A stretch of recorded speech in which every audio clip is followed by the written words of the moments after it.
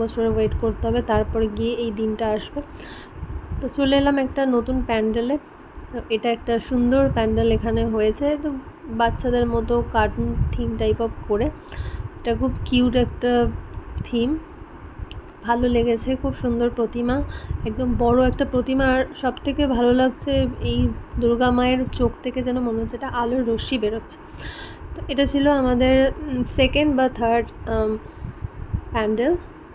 এখান থেকে এখন বেরিয়ে যাচ্ছি, বেরিয়ে গিয়ে এখন যেতে হবে নেক্সট প্যান্ডেলের উদ্দেশ্যে। নেক্সট চলে এসেছি, এটা আরও একটা সুন্দর কী থিম করেছিল আমি ঠিক মনে পড়ছে না, বাট খুব সুন্দর ছিল দেখতে আর খুব ইউনিক দেখতে ছিল।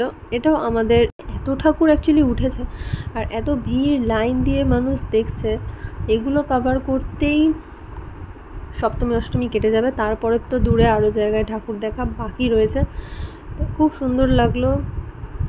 তারপরে এই ঠাকুরটা দেখে নিয়ে আমরা এখন আমাদের ওয়েট করছি, কিছু ফ্রেন্ডস আসবে, তাদের সাথে আমরা এখন যাব আবার একটু ডিনার করতে। হ্যাঁ,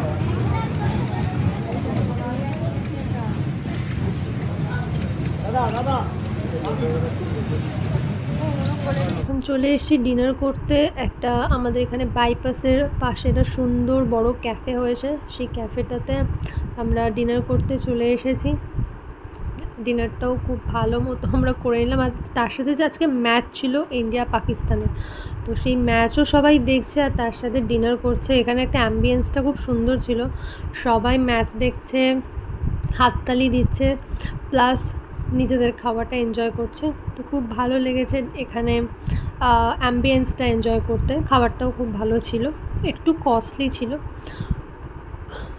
কারণ এখানে মাত্র 6 ড্রাই চিলি চিকেনের প্রাইস ছিল 385, আর ড্রাই চিলি ফিশের প্রাইস ছিল 400, আর নুডলসটা ভেজ নুডলস ছিল 240 এরকম সামথিং প্রাইস ছিল। তো যাই হোক, ডিনার ডান।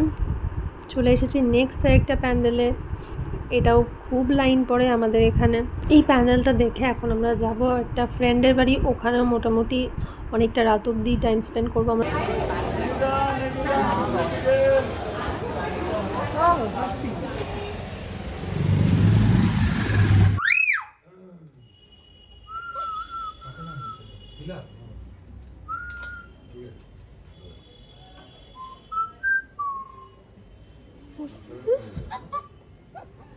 তখন থেকে আমরা শুনছি এগুলো।